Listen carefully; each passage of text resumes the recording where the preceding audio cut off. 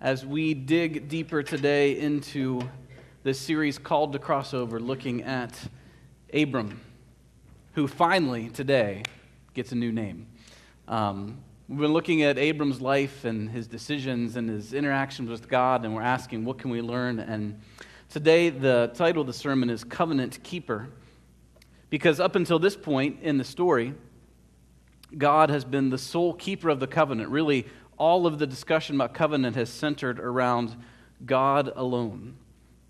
Abram's only role has been to believe, which he did and was credited righteousness, and to observe as God walked through the pieces in that vision that he was given to enhance the promises and faithfulness of the covenant. But today, at the very beginning of chapter 17, we're going to see an invitation from God for Abram to be a participant in this covenant. So it's a little strange, but I'm going to actually preach from chapter 17 the next 3 Sundays, today and in the next 2 weeks. I'm not going to preach on the entire chapter all 3 Sundays because that would be impossible and repetitive. But this morning, I'm going to preach on the first couple verses, and then we're going to get to other stuff in the next 2 Sundays. But I want to read the entire chapter because I think we need to make sense of each piece in the scope of the whole chapter itself. So if you want to follow along in your Bible, I'll be reading from Genesis chapter 17, starting at the very beginning. And if you don't have a Bible with you, you're welcome to follow along on the screen behind me. The words will be up there. Starting in verse 1, Genesis chapter 17. When Abram was 99 years old, the Lord appeared to him and said, "I am God Almighty. Walk before me faithfully and be blameless. And then I will make my covenant between me and you, and will greatly increase your numbers." Abram fell face down, and God said to him, "As for me, this is my covenant with you. You will be the father of many nations. No longer will you be called Abram. Your name will be Abraham. For I have made you a father of many nations. I will make you very fruitful. I will make nations of you, and kings will come from you. I will establish my covenant as an everlasting covenant between me and you and your descendants after you for the generations to come, to be your God and the God of your descendants after you. The whole land of Canaan where you now reside as a foreigner, I will give you as an everlasting possession to you and to your descendants after you, and I will be their God." And then God said to Abraham, "As for you, you must keep my covenant, you and your descendants after you for the generations to come. This is my covenant with you and your descendants after you, the covenant you are to keep. Every male among you shall be circumcised. You are to undergo circumcision, and it will be the sign of the covenant between me and you. For generations to come, every male among you who is 8 days old must be circumcised, including those born in your household or bought with money from a foreigner, those who are not your offspring. Whether born in your household or bought with your money, they must be circumcised. My covenant in your flesh is to be an everlasting covenant. Any uncircumcised male who has not been circumcised in the flesh will be cut off from his people. He has broken my covenant." God also said to Abraham, "As for Sarai, your wife, you are no longer to call her Sarai, but her name will be Sarah. I will bless her and surely give you a son by her, and I will bless her so that she will be the mother of nations. Kings of peoples will come from her." Abram fell face down, and he laughed and said to himself, "Will a son be born to a man 100 years old? Will Sarah bear a child at the age of 90? And Abram said to God, "If only Ishmael might live under your blessing." Then God said, "Yes, but your wife Sarah will bear you a son, and you will call him Isaac, and I will establish my covenant with him as an everlasting covenant for his descendants after him. As for Ishmael, I've heard you. I will bless him. I will make him fruitful and increase his numbers, and he will be the father of 12 rulers, and I will make him into a great nation, but my covenant will be with Isaac, whom Sarah will bear to you by this time next year." Abraham finally has a deadline. He had to be dancing by that point. When he had finished speaking with Abraham, God went up from him, and on that very day Abraham took his son Ishmael and all of those born into his household or bought with his money, every male in his household, and he circumcised them as God had told him. Abraham was 99 years old when he was circumcised, and his son Ishmael was 13. Abraham and his son Ishmael were both circumcised on that very day, and every male in Abraham's household, including those born in his household or bought from a foreigner, was circumcised with him. So we're going to talk about a lot of stuff in the next 3 weeks. We're going to get to the changing of the names and how deep that meaning is, that it changes trajectory and destiny because of God's blessing in their lives. We're going to talk about how Abraham dared to laugh at God, and yet God continued to speak with him. And we're going to talk about the covenant of circumcision and how important it was for the people for such a long time, and then how in the New Testament it gets a significant readjustment. So we're going to get to all of that, but today, just the first 2 verses. I want to talk about how when Abram is invited into this covenant, yes, it's by circumcision, but before they even get to that, God simply says, walk before me faithfully and blamelessly. If you want to enter into this covenant, you need to enter in and walk before me faithfully and blamelessly. It's an invitation to participation. See, up until now, all the covenant discussion in Abram's story has been centered on what God has done or what God is doing or what God will do in the future, right? God has chosen Abram, part of the covenant. God is leading Abram, providing for Abram, part of the covenant. God will give Abram descendants and land, part of the covenant. I mean, Abram has only been asked to believe, which he did, and to sit there entranced as God walked between the pieces for the both of them. This is God's covenant, make no mistake. It's even highlighted here in chapter 17. Did you see how many times that phrase, my covenant, is in there? God is declaring clearly, this is my covenant with you, at least a half dozen times. But in the midst of all of it, now Abram is being invited into the role of an active participant into the covenant. Now, I want to make it clear, this does not change God's role as the only liable party. God is still the one who has said, I'll walk between the pieces for both of us. If I don't uphold the covenant, I'll be torn apart. And if you don't uphold the covenant, I will be torn apart. And we talked about how that was seen ultimately in Jesus on the cross, where God was torn apart because we don't keep our end of the covenant. So God is still the sole liable party, but Abram is invited in to participate.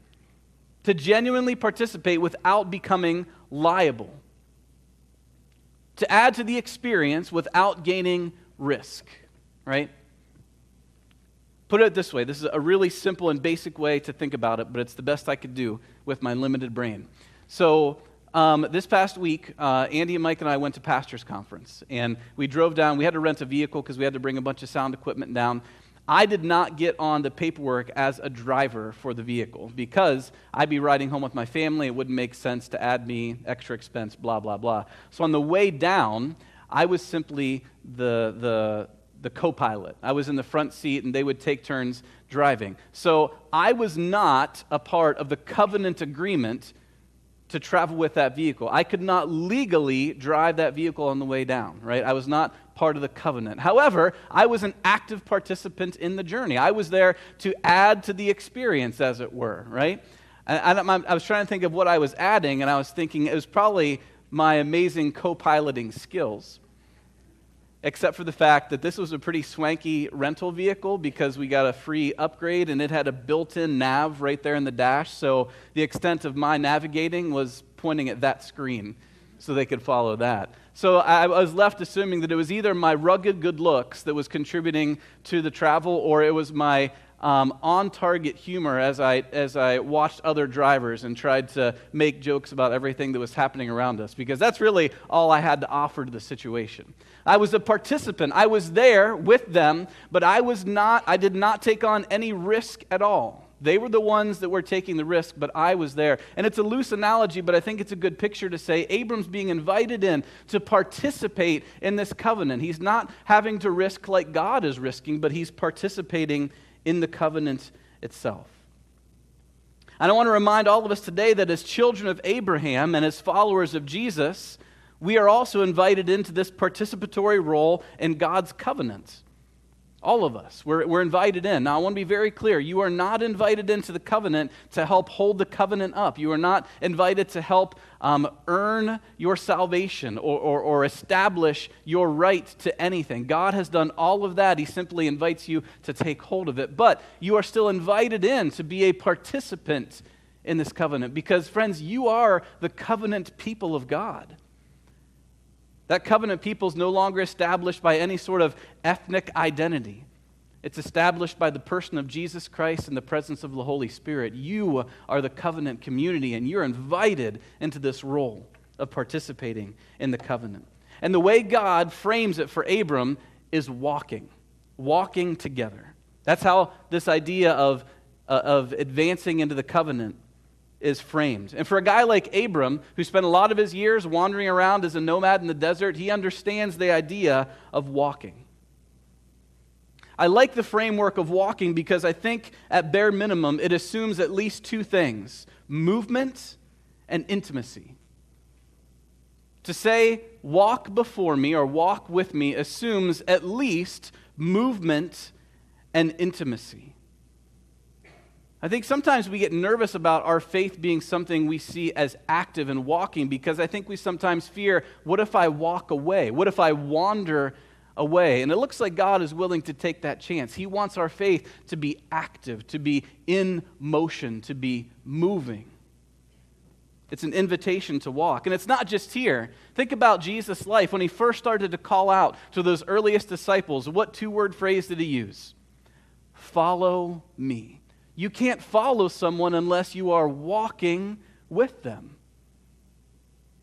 Or think about one of my personal favorite scenes for the resurrected Jesus is on that road to Emmaus, where he literally walked with his followers for miles, somehow disguising who he was. Or I think it maybe the disciples were not real bright, maybe they just didn't figure it out.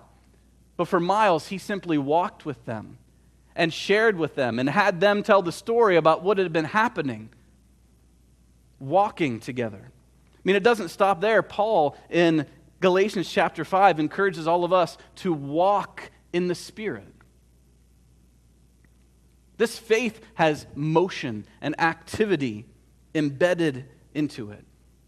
Just think about the practical idea of taking a walk with someone and what it means.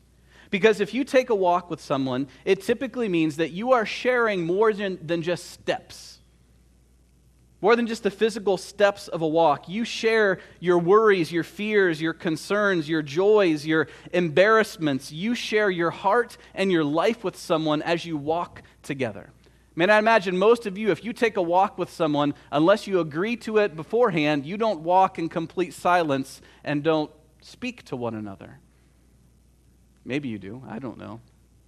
Normally, when you walk with someone, it's an invitation to be intimately involved in their life, to ask questions, to tell stories. I was reminded of this during the past week. We were on the beach late in the trip. I was finally feeling well. I actually got strep while I was down there on the beach. What a terrible place to get strep and be huddled up in a hotel room is at Outer Banks, Kitty Hawk. But anyway, I finally felt well enough to at least sit on the beach, and I sat long enough, I thought, I'm ready to try and move a bit. So I just wanted to walk down the beach, and I got about 50 or 75 feet away, and I heard this thunk, thunk, thunk in the sand of these feet coming after me. And sure enough, it's my daughter. And so she just wanted to walk with Dad. That's all she really wanted to do. Did we walk in silence? Of course not. She's concerned about me. How are you feeling, Daddy? I see you're moving now. That's good, right? Are you feeling okay? We talked about school, like how's school going? Are you excited to get home from the beach and go back to school? Of which she was zero excited to go back to school from the beach. She would rather just stay at the beach instead of going back to school. But when you walk with someone, it's movement, but it's also intimacy. That's why I find it interesting that God says to Abram, walk before me. Movement, intimacy. And the way it's phrased in the original language suggests that God is saying to Abram, you are always walking before me in my presence. Not just in these moments of divine revelation. Because I wonder if it was tempting for Abram to think, when God shows up and is manifest to me or I can hear him, then I know he can see me. But when that's not happening, he probably can't see me, and I can kind of sort of do whatever I think is right in the moment. And we can laugh and shrug it off, but I think many of us, at least me, were raised to kind of think along the same lines. Now, be honest, I'm not going to ask you to raise your hand, but how many of you were brought up to think, whether explicitly or implicitly, that when you walk into a church building, God kind of sees you more than he does when you're outside of the church building? Like, you need to take your level of behavior and morality up several notches when you're in God's house, because somehow the cloud that is over your life every other day and every other place kind of parts, and God looks and goes, oh, now I can see what you're doing.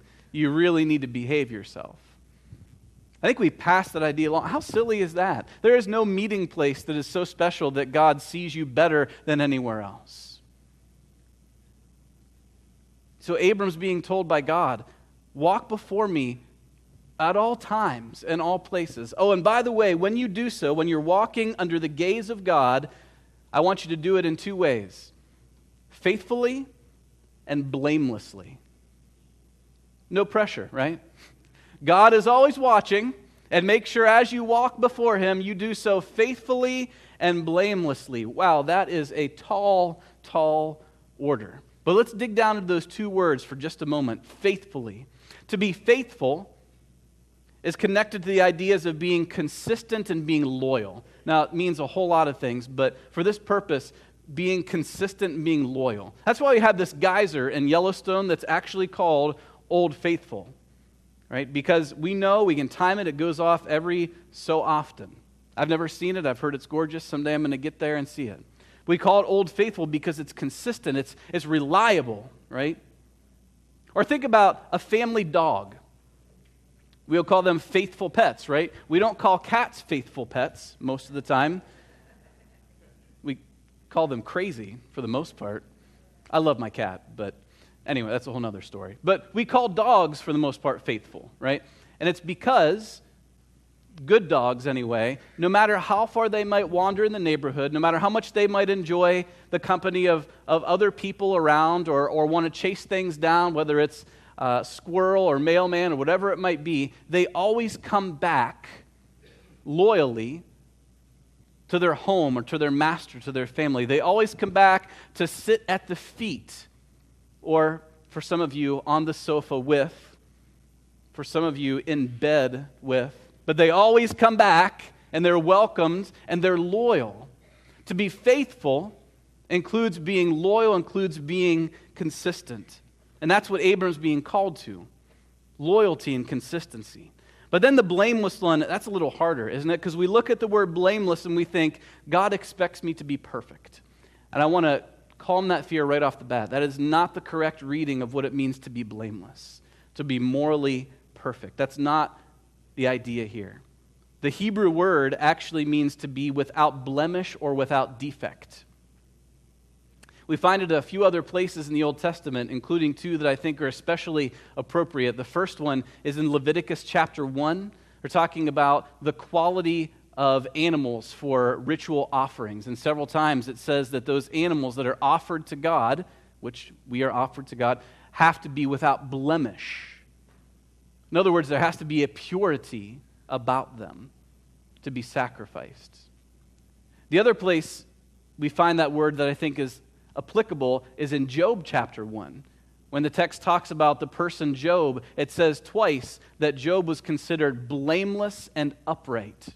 Now, do we believe for a second that means that Job was morally perfect, that he never made one single error or mistake in his judgment? No, we would never say that. So what does it mean to be blameless, to walk blamelessly? I would say that the standard is pure devotion and not moral perfection regarding rules. The standard is pure devotion to God and not moral perfection. Or maybe I would put it this way. As we walk before the Lord, He requires of us not absolute perfection, but a consistent and loyal recognition of Him as our King, and a pure and undiluted offering of ourselves as His servants. If I was to summarize what Abram is hearing from God, I would say it like that. Walk before the Lord, and as you do so, it's not about being absolutely perfect from a moral standpoint. It's about consistently and loyally recognizing God as my king and then offering myself purely and undiluted as his servant. And I chose that word undiluted because at least I know when I look at my life, my devotion to God tends to get diluted by other things that I want to get devoted to. Some of these are easy to see because they're evil and wrong, and we label them as sin. But I'll be really honest, a lot of times in my life, I look at good things that tend to dilute my devotion to God. If we want to walk faithfully and blamelessly, we need to walk in ways that are loyal, that are consistent, while not perfect, and try and give ourselves fully and purely over to God. So a couple ways to think about this passage during this moment of reflection as we close and during the week. Here's the first one. How would you describe your walk with God in the past 3 months? Just try and think that far back. In the past 3 months, how would you describe your walk with the Lord? A second-natured, joyful stroll? Or would you say your walk maybe is more rare and stumbling? Would you say that it's awkward but growing consistently? Or maybe you would say, my walk has been completely non-existent over the last 3 months. And then secondly, as you consider your entire life happening under the gaze of God, would you describe it as faithful and blameless?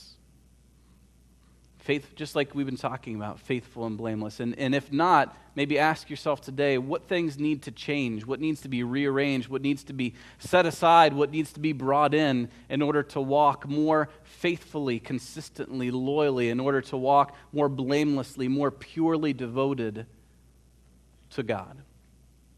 So take a moment or two to pray, to read through those words and allow the Spirit to speak to you, and then I'm going to close this with prayer in just another moment.